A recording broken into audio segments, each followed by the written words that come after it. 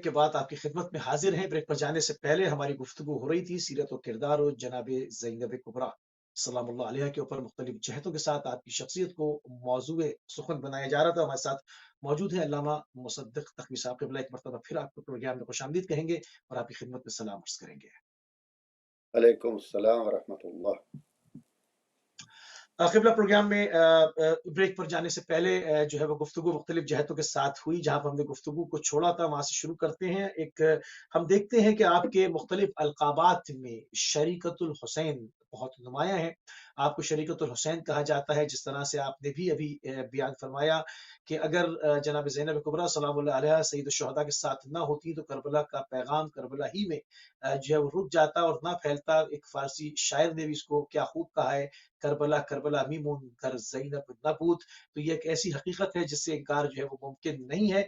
इसी के ऊपर थोड़ी सी गुफ्तगू और करेंगे, उसमें मजीद जनाब ज़ैनब कुबरा सलामुल्लाह अलैहा के अफकार देखेंगे, इस्तकामत आपकी देखेंगे, इमामत का दिफा देखेंगे, किस तरह से एक ऐसे हंगाम में जहां पर औरतों का भी ख्याल किया, बच्चों को भी संभाला, इमामत का भी दिफा किया और बरसती हुई आग के अंदर फसाहत और बिलागत के जो खुतबात आपने उसके अंदर फसाहत और बलागत दिखाई, वो जो है वो फ़ौक़ुल आदा चीज़ें हैं जो अरबी अदबियात को समझते हैं और जानते हैं। ऐसे आलम में जब इंसान असारत की हालत में हो, इस तरह से खुतबात देना किसी के बस की बात नहीं। इन तमाम चीज़ों के ऊपर बात करेंगे। पहले शरीकतुल हुसैन जो आपका लक़ब, इसके ऊपर बात करते हैं कि वो क्या किरदार था, किस वजह से आपको ख़ास तौर से शरीकतुल हुसैन का लक़ब दिया गया क़िबला, इसके ऊपर कुछ इरशाद फरमाइए।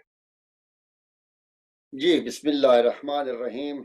अगर हम ये देखें इमाम हुसैन अलैहिस्सलाम की तैयारी और जिन लोगों का आपने इंतखाब फरमाया अपने साथ इस मिशन में ले जाने के लिए, उस पर भी बहुत सारे सवालात उठे कि आप एक ऐसे मकसद के लिए जा रहे हैं इन हालात में। अब वो मकसद हकीकी जो है वो तो मासूम के पास है, उनको पता है कि इसका अंजाम क्या होना है, मगर ज़ाहिरी तौर पर जो पब्लिक देख रही थी उसके लिहाज से आपके मुख्लिसीन ने, हत्ता कि आपके रिश्तेदारों ने भी, जनाब अब्दुल्ला बिन जाफ़र तैयार और मोहम्मद बिन हनफिया आपके भाई, इन्होंने भी आप पर ये कहा, यानी तकरीबन एक एतराज़ ही समझ लीजिए कि अगर आप जा ही रहे हैं तो फिर आप इनको साथ ले जा रहे हैं। अल्लाह जनाब अकबर, ज़ैनब अल्लाह अकबर। का आपके साथ जाना ज़रूरी नहीं है, ये ख़वातीन हैं और ये आम ख़वातीन की तरह भी नहीं हैं, ये कभी घर से बाहर नहीं निकलती हैं और मैदान में कारज़ार में आपका अगर उनके साथ कोई झगड़ा हो गया, जंग शुरू हो गई तो इनका क्या बनेगा। हत्ता कि मोहम्मद बिन हनफिया जो हैं, मक्का से जब इमाम हुसैन अलैहिस्सलाम निकले तो फिर आकर आपको रोका और अल्लाह कहा कि अकबर। भाई बहनों को वापस ले जाने दें, आप इनको साथ न ले जाएं। खुद अल्लाह मोहम्मद बिन हनफिया अलैहिस्सलाम ने अपना चूंकि नायब मुकर्रर किया था और वसीयत नामा और तबर्रुकात सारे जो थे अंबिया अलैहिस्सलाम के, जो आइम्मा के पास एक के बाद दूसरे के पास आते हैं, वो सारी अमानतें जनाब मोहम्मद बिन हनफिया के हवाले की थीं। तो ये सही। उनका एक बहुत बड़ा फायदा था कि जिसकी वजह से वो खुद करबला में साथ नहीं आ सके थे। और फिर हुक्म इमाम था, यानी इमाम अलैहिस्सलातु वस्सलाम का हुक्म जो है वो फौक है हर चीज से, उसमें हम बेशक, बिल्कुल अपनी ऐसी बात। मसलहत देख सकते। तो चुनाचे आप अलैहिस्सलातु वस्सलाम ने यही फरमाया कि इनका जाना मेरे साथ ज़रूरी है, मेरे इस मकसद में इनका कैद होना भी शामिल है और इसके इंशाअल्लाह या बगैर सबाया।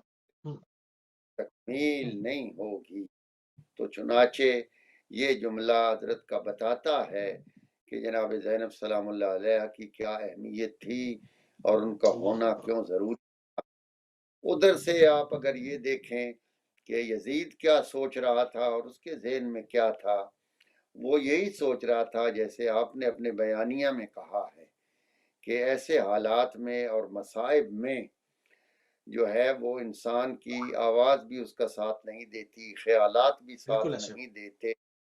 تو جی یزید یہی سمجھ رہا تھا کہ واقع کربلا کے بعد ان کو شہر بشہر پھرایا جائے، یہ آہ و بکا کریں گے، زاریاں کریں گے، روئیں گے اور خدا سے بھی شکایت کریں گے کہ خدایا ہمارے ساتھ کیا ظلم ہو گیا. اور اللہ کے آگے بھی یہ اس قسم کی یہ جملے کہیں گے تو پھر میں لوگوں کو بتا سکوں گا کہ ان کا خدا کے ساتھ کوئی تعلق نہیں ہے اور یہ لوگ دنیا دار ہیں، اور یہ سارا کچھ یہ جو کہتے ہیں کہ ہم معصوم ہیں اور ہم اللہ کی رضا کے لیے نکلے ہوئے ہیں، تو یہ دیکھ لو ان کے حال، ان کے بچوں کا اور ان کی عورتوں کے کیا اس وقت جملے نکل رہے ہیں. مگر تاریخ شاہد ہے کہ اللہ کوفہ اکبر ہو، شام ہو یا راستے کی منازل ہوں، جتنی بھی مصیبتیں پڑیں، نہ صرف جناب زینب سلام اللہ علیہا، وہ تو قائد تھیں اس قافلے کی اور ان کی تعلیمات پر یہ سارا قافلہ چل رہا تھا، وہی گائیڈ تھیں اس قافلے کی، مگر اس قافلے کا ہر فرد جو ہے وہ خدا کی حمد بیان کرتا ہوا نظر آیا، خدا کے سبحان آگے اللہ سر بجسجود آیا. رضن ذرا بقضائه وتسلیما تسلیم لامرہ. امر تو نے یہ اتنا بڑا کام ہم سے کروایا، اے پروردگار تو نے ہمیں یہ شرف شہادت بخشا کہ تیرے دین کے لیے ہم قربان ہو گئے.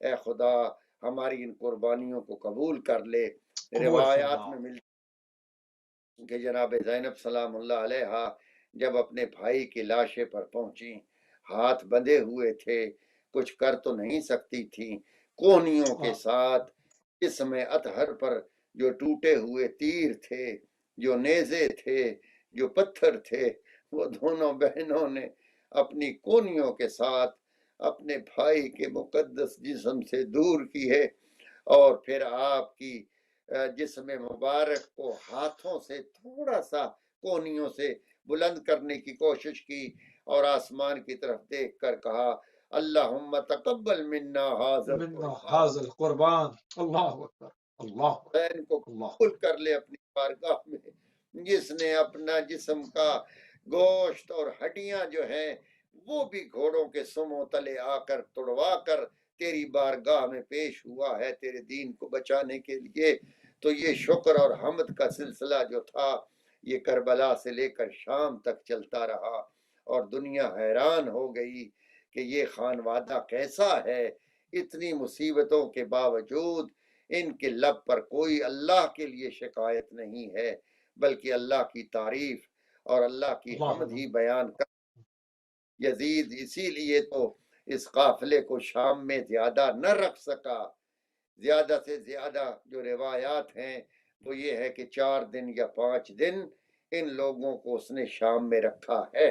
اس سے زیادہ اگر وہ رکھتا تو اس کا تختہ ہی الٹ دیا جاتا.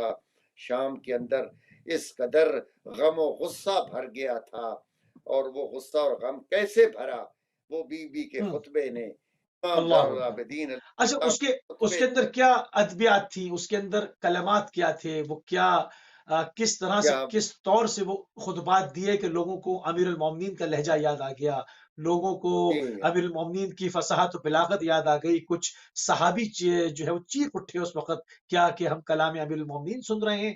وہ کیا تمام واقعات ہوئے اس میں سے اگر کچھ تھوڑی تھوڑی چیزیں تبرکن ہدیہ فرما دیں قبلہ. میں یہی عرض کر رہا تھا کہ ان کی وجہ سے یزید مجبور ہو گیا اور اسے احساس ہوا کہ میں نے بہت بڑی غلطی کی ہے. کربلا کے واقعے کے بعد میں نے ان کو مدینہ بھیج دینا تھا. یہ مجھ سے بہت بڑا ظلم ہو گیا کہ میں نے اپنے آپ کو برباد کر دیا، لوگوں کو اپنا مخالف کر دیا. جناب سیدہ سلام اللہ علیہ نے سلام سب اللہ سے پہلے وسلم. کوفہ میں ابن زیاد ملعون کے دربار میں جب اس نے کوشش خدا کی کہ خدا اللہ الدین لعنت علیہ کرے ابن السلام زیاد. کہ علی ابن الحسین زندہ ہیں، تو اس نے کہا کہ میں نے تو سنا تھا کہ وہ کربلا میں مارا گیا ہے. تو امام علیہ السلام نے فرمایا وہ میرا بھائی تھا جس کو علی اکبر کہتے ہیں، اور میں اس کا بھائی ہوں، مجھے زین العابدین کہتے ہیں۔ تو ابن زیاد نے حکم دیا کہ شہزادے کی گردن اڑا دی جائے۔ تو جناب زینب سلام اللہ علیہ کے جو مقاصد تھے اور کربلا میں آنے کا جو حقیقی مقصد تھا، اس میں یہ بات بھی شامل تھی کہ آپ امام کی محافظ ہوں گی، امامت کی محافظ ہوں گی، اور آپ امام علیہ السلام کی جان کی حفاظت کریں گی۔ چنانچہ آپ نے اس فریضے کو انجام دینے کے لیے اپنے گلے کو سید السجاد کے گلے پر رکھ دیا اور کہا یہ نہیں ہو سکتا کہ میرے بیٹے کو تم شہید کرو، سب سے پہلے مجھے شہید کرو۔ اور پھر اسی وجہ سے وہ جو ہے نہ کر سکا، اسے معلوم تھا کہ جناب زینب سلام اللہ علیہ کے ساتھ اگر میں نے یہ جرت کی تو پھر اس کو سنبھالنا میرے لیے مشکل ہو جائے گا۔ تو جناب زینب سلام اللہ علیہ شریکت الحسین جو ہیں اور آپ کے ساتھ جو ان کا آنا ہے، اس میں سے ایک مقصد یہ بھی تھا، اسی لیے یعنی اس شام میں جو غریباں یعنی اس میں جو ہمیں شام آپ کی شجاعت کا درس ملتا ہے، جو شجاعت کا درس ملتا ہے، جو استقامت کا درس ملتا ہے، جو مقاومت کا درس ملتا ہے، اس سے جو اس وقت ہمارے نوجوان ہیں، ہماری بہنیں ہیں، ہماری زینبیات ہیں، ان کے لیے اس کے اندر کیا چیزیں جو ہے وہ بطور ہدیہ آپ بیان فرمائیں گے اس زمانے کے حساب سے؟ کیونکہ بعض جگہوں پہ قیام ہو رہے ہیں، بعض جگہوں پہ مستضعفین پہ ظلم کے پہاڑ توڑے جا رہے ہیں، تو شہزادی کی وہ ذات ہے کہ انہوں نے اس وقت کے سب سے بڑے امپائر کو جو ہے وہ پیچھے ڈھکیلنے پر مجبور کر دیا اور اس کے اصل مکروہ و منحوس چہرے کو دنیا کے سامنے عیاں کر دیا۔ تو وہ چند نکات ہماری بہنوں کے لیے، ہماری یوتھ کے لیے بیان فرمائیں قبلہ۔ یہ عرض میں یہ کر رہا ہوں کہ یہ دیکھیے کہ واقع کربلا سے جو ہمیں درس ملتے ہیں، ان میں سے جو سب سے بڑا درس ہے وہ امام علیہ السلام حجت خدا کی اطاعت کا درس ہے۔ بے شک یعنی امام علیہ السلام کے سامنے کسی کی مجال نہیں ہے۔ پروردگار عالم کا ارشاد ہے، اطیعوا اللہ و اطیعوا الرسول و اولی الامر منکم، جو تم میں سے اولی الامر ہیں، یعنی جو ہمارے 12 امام علیہ السلام ہیں، اللہ کی اطاعت، پیغمبر کی اطاعت اور ان کی بھی اطاعت ایسے ہی کرنی ہے۔ تو کربلا میں جو سب سے بڑا درس ملتا ہے وہ اطاعت امام کا درس ملتا ہے۔ میں مثال آپ کے سامنے پیش کرتا ہوں، حضرت عباس علمدار علیہ السلام سے بڑا بہادر اور جنگجو کون ہوگا؟ انہوں نے کس طرح برداشت کیا، خیموں کو کھیڑ دیا، بچوں پر پانی 3 دن کے لیے بند رکھا گیا، مگر عباس کوئی حرکت نہیں کرتے، جذبات میں نہیں آتے۔ کیوں؟ اس لیے کہ وہ امام کی اطاعت میں تھے، جو امام فرمائیں گے وہی عباس کریں گے۔ یہ ہے وہ سب سے بڑا درس جو مومنین کو حاصل کرنا چاہیے۔ ہمیں صرف کربلا کے لیے رونا نہیں ہے یا ماتم ہی نہیں ہے، اگرچہ دونوں چیزیں بہت ضروری ہیں۔ امام حسین کوئی اس سے غلط مطلب نہ نکالے، امام حسین علیہ السلام کے غم میں رونے والے کے لیے جنت کی بشارت ہے، اور ماتم کرنا اس مشن امام حسین علیہ السلام کی تشہیر اور حضرت کی مظلومیت کو دنیا پر ظاہر کرنا ہمارا فرض ہے، یہ ہماری روح حیات ہے، یہ شیعت کا تقاضا ہے، اس کو ہم کسی صورت میں نہیں چھوڑ سکتے۔ مگر اے مومنین کرام، اے میرے عزیزوں، اے میری ماں اور بہنوں، اس سے ہمیں درس بھی حاصل کرنا ہے، اور وہ درس کیا ہے؟ معصوم کی اطاعت کا درس ہے۔ اس میں جذبات کو شامل نہیں کرنا، اس میں اپنے خیالات کو شامل نہیں کرنا، اپنے من گھڑت عقائد نہیں یعنی ماننا اور اپنے من گھڑت عقائد پر ڈٹ جانا کہ میرا عقیدہ یہ ہے، میں یہ ایسے مانتا ہوں، ہماری کوئی حیثیت نہیں ہے۔ جو امام نے کہنا، جو پیغمبر نے کہنا ہے، وہی ہمارا عقیدہ ہے، وہی ہمارا ایمان ہے۔ ہم دلیل کے بغیر کسی عقیدے کو ماننے والے نہیں ہیں۔ یہ عقیدہ پروردگار عالم نے خود بنایا ہے، پیغمبر کے ذریعے ہم تک پہنچایا ہے، ائمہ علیہ السلام نے اس کو بچایا ہے، اور جب ہم تک پہنچ گیا ہے تو پھر ہمارے اندر یہ مجال نہیں ہے، کسی کو اجازت نہیں ہے کہ وہ اس میں ترمیم کر سکے یا کہے کہ میں اچھا سمجھتا ہوں۔ خواتین کے لیے پروردگار عالم جو پردہ مقرر کیا ہے وہ قیامت تک ایسے ہی مقرر رہے گا۔ کیوں آواز آئے گی یوم قیامت کو، یہ ندا آئے گی کہ یا معاشر الانس والجن، اپنی جن آنکھوں کو نیچے کر لو، اس نیچے لیے کر کہ فاتح محمد پل سرات سے گزرنے والی ہیں۔ گزر جائیں۔ عورت کا اللہ اکبر۔ ہے جو اسلام نے مقرر کیا ہے وہ ہمیشہ کے لیے قائم رہے گا۔ اس میں یہ نہیں ہو سبحان اللہ۔ سکتا کہ ہم انگلینڈ میں آ گئے ہیں یا ہم امریکہ میں آ گئے ہیں تو اب ہمیں وہ دقیانوسی خیالات نہیں رکھنے چاہیے۔ اگرچہ علماء نے اسی لیے اجتہاد ضروری ہے کہ آپ کے زمانے کے مطابق آپ کے مسائل کو حل کر کے مجتہدین آپ کو حکم خدا بتا سکیں۔ چنانچہ پردے کا یہ مطلب ہرگز نہیں ہے کہ آپ گھروں میں قید ہو جائیں، آپ بالکل باہر کی دنیا سے کٹ جائیں، نہیں۔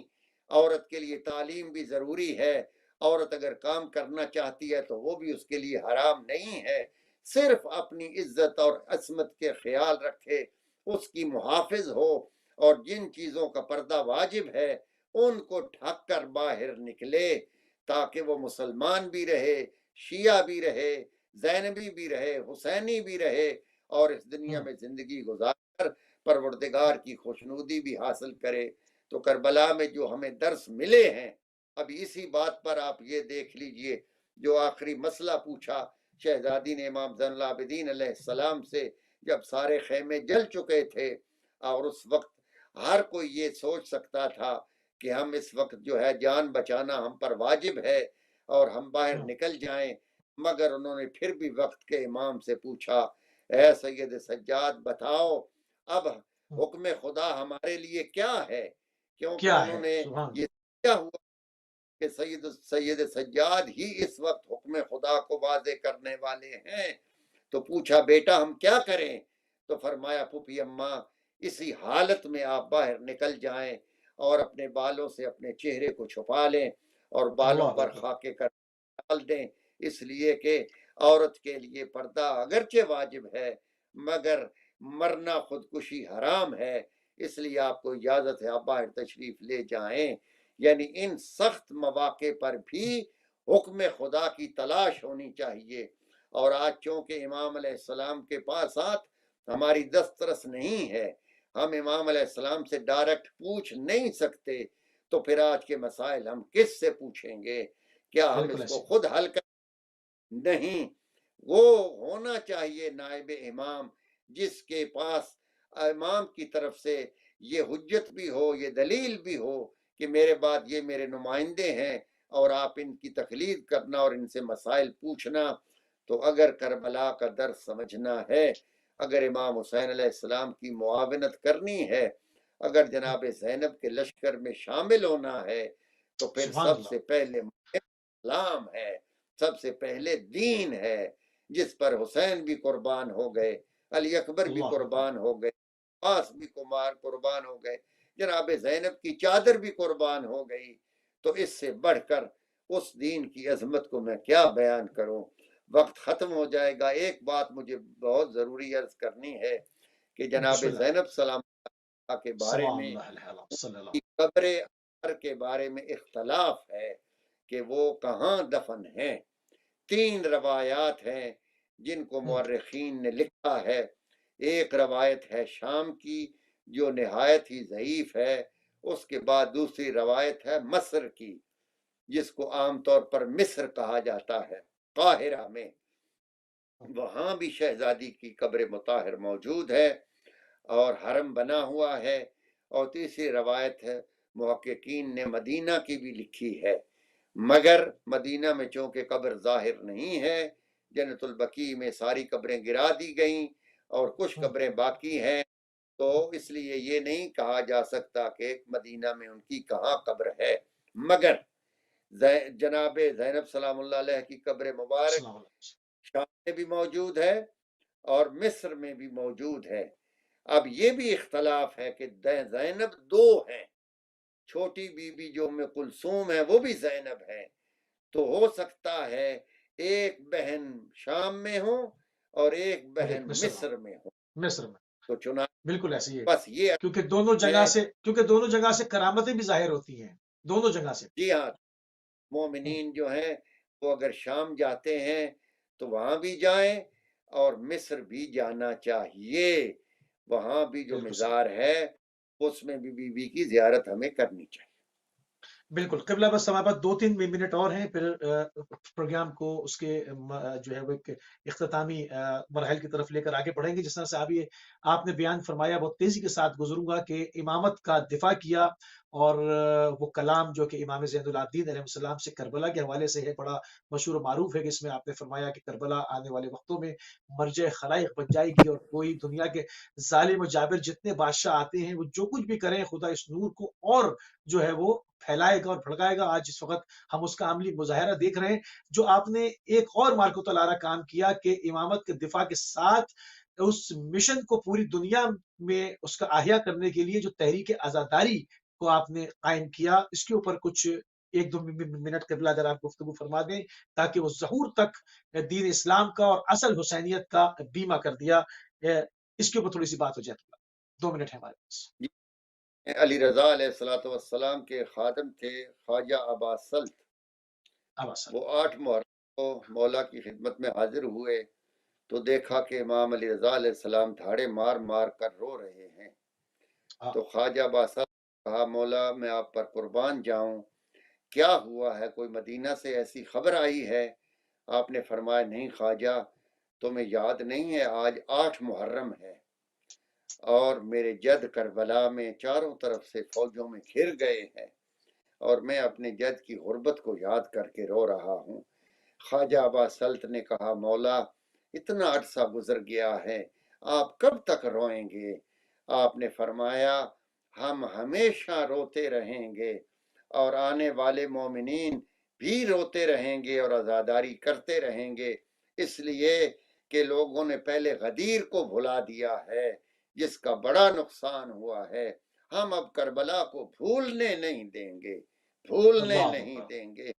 تو یہی ہمارا مشن ہے، ہم کربلا کو بھولنے نہیں دیں گے، اس کے لیے ہمیں مجالس کرنی پڑیں، ہمیں جلوس نکالنے پڑیں، ماتم کرنے پڑیں، ہم ہر طریقے سے اس واقعے کو زندہ رکھنا ہمارا فرض اولی ہے، تاکہ دنیا بھولنے نہ پائے۔ اور خدا شاہد ہے کہ اگر یہ جلوس نہ ہوتے، اگر یہ ماتم نہ ہوتے، بے شک، کروانا تو اللہ نے ہے، مگر ہوں، ذریعہ ہمیں خدا نے بنا دیا الحمدللہ، کہ جس کی وجہ سے آج دنیا کا کوئی شخص انکار نہیں کر سکتا کہ کربلا میں یہ کام نہیں ہوا ہے، اور اس کا سبب یہی ہماری عزاداری ہے، یہ سبحان ہمارے اللہ، اوپر واجب۔ مگر آخری جملہ، ہمیں ہوں، یہ چاہیے اس عزاداری کو تماشا نہ بنائیں، اس عزاداری میں ایسی حرکتیں نہ کریں کہ جس سے ہوں، مشن امام حسین علیہ السلام کو پر نقصان حرف آئے، پہنچے، بالکل عزاداری صحیح، کو عزاداری کریں جس سے امام اللہ، حسین علیہ السلام کے مشن کو تقویت پہنچے۔ سبحان اللہ قبلہ، بہت شکر گزار ہیں اور انتہائی مشکور ہیں اور ممنون ہیں کہ آپ نے اپنا قیمتی ٹائم اہل بیت ٹی وی کو دیا، اور ایک عظیم مقصد کی جانب ہمارے مشن کو عالمگیر کرنے میں اپنا کردار ادا کیا۔ ہم انتہائی ممنون ہیں آپ کے۔ شکریہ، جزاک سلامت رہے۔ السلام، جزاک السلام۔ جی ناظرین، آپ سماعت فرما رہے تھے علامہ سید مصدق حیدر تقوی صاحب کو مانچسٹر سے، اور ہمارا پروگرام جشن جناب زینب کبریٰ سلام اللہ علیہ آپ کی سیرت کے گرد جو ہے اس کے اوپر گفتگو ہوئی مختلف جہتوں کے ساتھ، اور بہت ہی خوبصورت شعر کسی فارسی شاعر کا، اس کے اوپر پروگرام کو اختتام کروں گا۔ کیا اس نے فرمایا کہ کربلا کربلا می موند کر زینب نبود، اور یہ ایک ایسی حقیقت ہے جس کا انکار نہیں۔ جناب زینب کبریٰ سلام اللہ علیہ اگر امام حسین علیہ السلام کے ساتھ کربلا نہ جاتی تو اس وقت پوری دنیا کے اندر جو مشن حسینی ہے، جہاں پوری دنیا حسین حسین کی فلک شگاف صداؤں سے گونج رہی ہے، وہ اس وقت نہ گونج رہی ہوتی۔ تو ہم اپنے ایک وقت میں رہتے ہوئے خراج عقیدت پیش کر رہے تھے، اور اپنی تھوڑی سی ایک ضعیف سی سعی تھی ہماری کہ ہم شہزادی کے جو مورخین نے لکھا، جو محدثین نے قلم بند کیا، اس طرف ایک معمولی سی نگاہ کریں اور کچھ تھوڑا سا ذکر کر کے اپنے بھی ثواب میں اور آپ کے بھی ثواب میں اضافہ کر